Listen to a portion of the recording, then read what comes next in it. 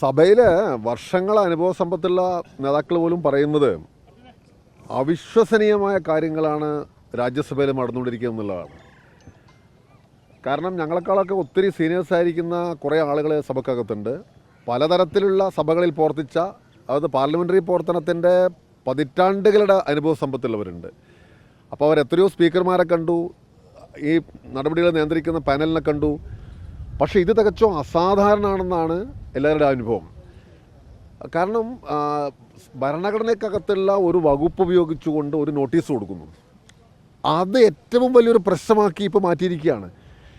ഉപരാഷ്ട്രപതിയല്ല, രാഷ്ട്രപതിയല്ല, ആരും ഇന്ത്യൻ ഭരണഘടനയ്ക്ക് അതീതരല്ലല്ലോ, പാർലമെൻറ്റ് അംഗങ്ങൾ അതീതരല്ല. അപ്പോൾ ആർട്ടിക്കിൾ 67D അനുസരിച്ച് കൊടുത്ത, അതിന് ഇംപീച്ച്മെൻറ്റ് അവകാശം കൊടുക്കുന്ന ആർട്ടിക്കിൾ ഇൻവോക്ക് ചെയ്യാൻ വേണ്ടി കൊടുത്തിരിക്കുന്ന ഒരു നോട്ടീസാണ് ഇത്ര വലിയൊരു കോലാഹലം ഉണ്ടാക്കിയിരിക്കുന്നത്.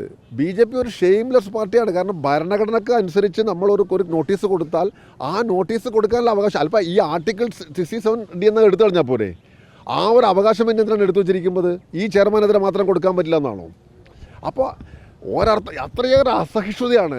എന്നിട്ടത് കാർഷിക കിസാൻ പ്രശ്നമാക്കി മാറ്റാൻ തോന്നുന്നു. എത്ര നാടൻ കെട്ട ഒരു വൈകാരിക നാടകമാണ് കളിച്ചുകൊണ്ടിരിക്കുന്നത്. ഒരേ താളത്തിൽ വളരെ ഓർക്കസ്ട്രേറ്റ് ആയിരിക്കുന്ന മുദ്രാവാക്യം വിളിക്കുകയാണ്, കിസാൻ കിസാൻ വിരോധി എന്നുള്ള ഒരു മുദ്രാവാക്യം. അപ്പോൾ എന്ന് പറഞ്ഞാൽ ഇന്ത്യയുടെ ഉപരാഷ്ട്രപതിക്കെതിരെ, രാജ്യസഭയുടെ ചെയർമാനെതിരെ ഭരണഘടനാനുസൃതമായി തികച്ചും ന്യായമായി കൊടുത്തൊരു നോട്ടീസിനെ നേരിടാൻ കഴിയാതെ വളരെ നാണം കെട്ട വൈകാരിക നാടകങ്ങളുമായിട്ട് പോവുകയാണ്. ഇത് നമ്മുടെ ഈ സംവിധാനത്തെ എങ്ങോട്ട് കൊണ്ടുവന്നത്തേക്കും അറിയില്ല.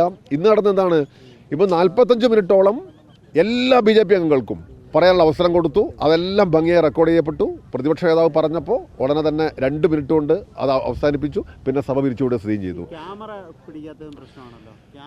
ക്യാമറയുടെ കാര്യമൊന്നും ഞാൻ പറയുന്നത്, ഇപ്പോൾ ക്യാമറ പിടിക്കാത്തൊക്കെ പിന്നെ സഹിക്കാമെന്ന് വെച്ചോ. കാരണം ഈ എന്താ പറയുക, അതൊക്കെ പിന്നെ ഇപ്പം മുഖം കണ്ടില്ലെങ്കിലും നമുക്ക് ഒപ്പിക്കാൻ വെച്ചോ. പക്ഷേ ഈ അപകടത്തിൽ നിന്ന് ഈ സംവിധാനത്തെ, നമ്മുടെ രാജ്യത്തെ ആര് രക്ഷിക്കുന്നുള്ളതാണ്. ഏകപക്ഷീയമായിട്ടാണ് നമ്മുടെ സാധാരണഗതിയിൽ ഒരു സാമാന്യ മര്യാദ എന്ന് പറയുന്നൊരു കാര്യം ഉണ്ടാവണല്ലേ. ആർക്കും ഇവർക്കെതിരെ പറഞ്ഞുകൂടാന്നാണോ?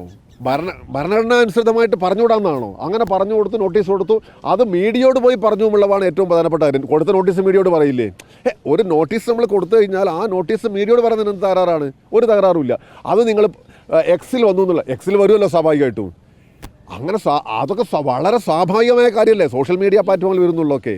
കർഷക കുടുംബത്തിൽ നിന്നുള്ള OBC വിഭാഗത്തിൽ നിന്നുള്ള നേതാവിനെതിരായിട്ടുള്ള ആക്രമണം എന്ന രീതിയിലാണ് ഇതിനെ BJP ഏതൊരു ന്യായമായ രാഷ്ട്രീയ പക്ഷത്തെയും നാണം കെട്ട വൈകാരിക വിഷയമാക്കി മാറ്റാനുള്ള ഒരു കലയാണ് അവർ നടത്തിക്കൊണ്ടിരിക്കുന്നത്. അത് പ്രധാനമന്ത്രിയിൽ നിന്ന് അവർ പഠിക്കുന്ന ഒരു കലയാണ്.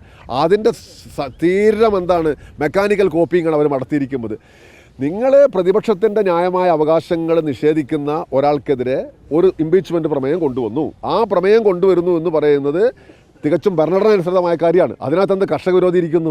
കർഷകൻ്റെ മക്കളാണെങ്കിലും തൊഴിലാളിയുടെ മക്കളാണെങ്കിലും ഭൂപ്രഭുക്കളുടെ മക്കളാണെങ്കിലും ആരുടെ മക്കളാണെങ്കിലും ഇന്ത്യക്കകത്താണെങ്കിൽ ഭരണഘടനയ്ക്ക് ബാധകമാണ്. അത് വൈസ് പ്രസിഡന്റിന് ബാധകമാണ്, പ്രസിഡന്റിന് ബാധകമാണ്, ഞങ്ങൾക്ക് എല്ലാവർക്കും ബാധകമാണ്. അപ്പോൾ അത് പറയുമ്പോൾ ഭരണഘടന പറയുന്നതിന് ഉപരിയായിട്ട് ഇത് വിളിച്ചോറിയാൻ പറയുന്നത് വലിയൊരു നാണക്കേടും അപമാനമാണ്. ഒരു പാർട്ടി മണലിൽ BJPയുടെ ഗ്രൂപ്പ് ലീഡറായി അദ്ദേഹം തരംതാമ സ്ഥിതിയിലേക്കാണ് കാര്യങ്ങൾ പോയിക്കൊണ്ടിരിക്കുന്നത്.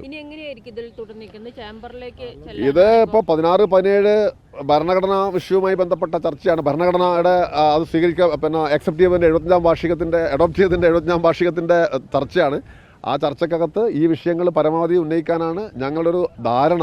പക്ഷെ അറിയില്ല, ഇത് നിങ്ങളെ ഈ പ്രൊസീഡിങ്സ് നോക്കിയാൽ പറയും, ഈ പ്രൊസീഡിങ്സ് ചരിത്ര വിദ്യാർത്ഥികൾക്ക് ഒരു പാടാവുന്നതാണ്. ഇത് പൊളിറ്റിക്കൽ സയൻസും അതുപോലെ നമ്മുടെ വർത്തമാനകാല രാഷ്ട്രീയമൊക്കെ പഠനവിധേയാക്കുന്ന എല്ലാ ആളുകൾക്കും അവർ നിർബന്ധമായും പഠിക്കേണ്ട ഒരു ഭാഗമാണ് ഇത് എന്ന് പറയുന്നത്. എങ്ങനെയാണ് ഒരു സംവിധാനത്തെ അങ്ങനെ ഒരു ബ്ലാറ്റൻറ്റ് മിസ്യൂസ് ചെയ്യാൻ പറ്റുമ്പോഴതിൻ്റെ ഏറ്റവും വലിയ തെളിവാണ്.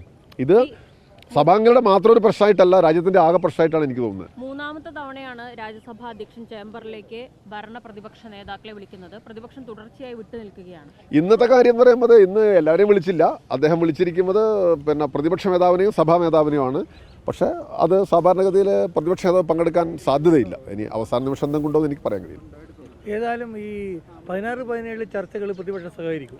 അല്ല, പ്രതിപക്ഷം ഇപ്പോഴും സഹകരിക്കുന്നുണ്ട്. നിങ്ങൾ ഒരു രാവിലെ വന്നിട്ട് 45 മിനിറ്റ് നാട്ടിൽ കണ്ട എല്ലാ BJP അംഗങ്ങൾക്കും നോട്ടീസ് കൊടുത്തൊക്കെ പറഞ്ഞിട്ട് സംസാരിക്കാൻ കൊടുക്കുക. ഏതാ വകുപ്പ് എന്ന് പറയുന്നത് സീറോ അവർണാത്തല്ല, സ്പെഷ്യൽ മെൻഷനല്ല, ഏത് നടപടിക്രമൊന്നും ഒന്നുമില്ല. അപ്പോൾ അങ്ങ് സംസാരിക്കാൻ വിടുക, ബാക്കി ആർക്കും അവസരം കൊടുക്കാതിരിക്കുക. ആരെങ്കിലും സംസാരിക്കുമ്പോൾ ഉടനെ അത് അഡ്ജസ്റ്റ് ചെയ്യുക. ഇതാണ് നടക്കുന്നത്. പോയിന്റ് ഓഫ് കോൾ ഇത് അവരവർക്ക് വേണ്ടി ഉണ്ടാക്കുന്ന ഓരോ സംവിധാനങ്ങളാണ്. അപ്പോൾ അങ്ങനെ എന്ന് പറഞ്ഞു കഴിഞ്ഞാൽ ഈ ചെയർമാന് എത്ര വൈകാരികമായിട്ടാണ് ഒരു പ്രശ്നത്തെ എടുക്കുന്നത്. നിങ്ങൾക്കതിൽ ആർക്കൊന്നും പറഞ്ഞുവിടാന്ന് പറഞ്ഞു കഴിഞ്ഞാൽ എന്താണ്? അതൊക്കെ കേൾക്കാനുള്ള ഒരു ഉത്തരവാദിത്വം ഉണ്ടാവണ്ടേ? കേൾക്കാനുള്ള മനസ്സ് വേണ്ടേ? ഇത്ര ദുർബലമായിരിക്കുന്ന ഒരു സംവിധാനത്തെ, ഇത്ര ഭീരുക്കളുടെ ഒരു സംവിധാനത്തെ നമ്മൾ ആദ്യമായിട്ട് കാണുകയാണ്. ഈ അലഹബാദ് ഹൈക്കോടതി ജഡ്ജി എന്നൊക്കെ പറയുന്നത്, ഈ ശേഖർ യാദവ് എന്നൊക്കെ പറയുന്നത് ഇന്ത്യൻ ജുഡീഷ്യൽ സംവിധാനത്തിന് അപമാനമാണ്. ഇത് വന്നിട്ട് ഇപ്പോൾ എല്ലാം ഒരേ വണ്ടിക്ക് കെട്ടാവുന്ന ആളുകളാണ് ഒരുമിച്ച് ഇറങ്ങിയിരിക്കുന്നത്. നമ്മളിപ്പോൾ ഉപരാഷ്ട്രപതിക്കെതിരെയുള്ള ഇത് വന്നു, കിരൺ റിജ്ജു എതിരെയുള്ള ബ്രീച്ച് ഓഫ് പ്രിവിലേജ് കൊടുത്തു, ശേഖർ യാദവിനെതിരെ കൊടുത്തു. ഇത് മൂന്നും ഒരിക്കലും ഒഴിവാക്കാൻ കഴിയുമായിരുന്നില്ല. ഇത് മൂന്നും ഒന്നിനൊന്ന് ആവശ്യമായിരിക്കുന്ന സംഗതികളായിരുന്നുള്ളതാണ്. അലഹബാദ് ഹൈക്കോടതി ജഡ്ജി എന്നൊക്കെ പറയുമ്പോൾ ഈ സംവിധാനത്തിന് തന്നെ അപമാനമാണല്ലോ. അത് സബ്മിറ്റ് ചെയ്ത് കഴിഞ്ഞു. എന്ന് എത്ര പേര് ഒപ്പിട്ടു കൃത്യമായിട്ട് എനിക്ക് പറയാൻ കഴിയില്ല. 50 പേരാണ് രാജ്യസഭയിൽ ഒപ്പിടേണ്ടത്. എനിക്കൊന്ന് 10-60 പേരുണ്ടാവണം. അല്ലല്ല, ഇത് പക്ഷേങ്കിൽ പിന്നെ ഭരണഘടനാ പോർഷൻ അനുസരിച്ചല്ല. അപ്പോൾ ആ ഭരണഘടനാ പോർഷൻ അനുസരിച്ച് നോട്ടീസ് കൊടുക്കണമെന്ന് മാത്രമേ ഉള്ളൂ. അപ്പോൾ അത് സ്വാഭാവികമായിട്ടും ഇതെന്ന് പറയുമ്പോൾ റൂൾസ് ആൻഡ് പ്രൊസീജിയറിനകത്ത് പറഞ്ഞവല്ല ഈ കാര്യങ്ങളൊന്നും. ഭരണഘടനാ പോർഷനാണ്. ഭരണഘടനാ പോർഷൻ ഈ ദിവസമൊന്നും ബാധകാക്കേണ്ട യാതൊരു കാര്യമില്ല. 14 ദിവസം കഴിഞ്ഞിട്ട് എടുക്കാമല്ലോ. അങ്ങനെ 14 ദിവസത്തിൻ്റെ ഒരു സ്ട്രിക്റ്റ് ഓൺ ചെയ്താലുള്ള കുഴപ്പമെന്ന് പറഞ്ഞാൽ ഒരിക്കലും കൊടുക്കാൻ കഴിയില്ല. കാരണം സഭ മാക്സിമം സമ്മേളിക്കുന്നത് 14-15 ദിവസമായിരിക്കും. അപ്പോൾ അതുകൊണ്ട് അതൊരു അനാവശ്യമായ വ്യാഖ്യാനം. കപിൽ സിബലിന്റെ നിയമം അറിയുന്നതാണ് ഇത് മുന്നോട്ട് കൊണ്ടുപോകുന്നത്. അപ്പോൾ സ്വാഭാവികമായിട്ട് കപിൽ സിബലിന് ഇക്കാര്യങ്ങളിൽ അല്ല, കപിൽ സിബൽ, വിവേക് തങ്ക തുടങ്ങിയ നല്ല സീനിയർ ലോയേഴ്സ് അതിൻ്റെ അവരാണ് ഡ്രാഫ്റ്റ് ചെയ്തത്. പിന്നെ ഞങ്ങളെല്ലാം അതിനോട് പിന്നെ പൊളിറ്റിക്കലി ഒക്കെ സഹകരിച്ചു. ഞങ്ങളെ കൂടെ രാഷ്ട്രീയ ആവശ്യമാണ്. ഡ്രാഫ്റ്റിംഗ് അവർ നടത്തിയത് മാത്രമേ ഉള്ളൂ. ഞങ്ങൾക്ക് എല്ലാവർക്കും മുൻകൈയുള്ളൊരു കാര്യമാണത്. കാരണം പാർട്ടിയുടെ നിർദ്ദേശം ഉണ്ടായിരുന്നതാണ്. അതിന് ആ ശ്രമങ്ങളിൽ പങ്കാളിയാകുമ്പോൾ ഞങ്ങൾക്ക് ഒറ്റയ്ക്ക് ചെയ്യാൻ കഴിയില്ല, പരിമിതമായ എണ്ണം വെച്ചുകൊണ്ട്. പക്ഷേ ലെഫ്റ്റ് ആസ് എ ഹോൾ അതിൻ്റെ പിറകിൽ വളരെ നന്നായി ഒരു പങ്കുവഹിക്കാം.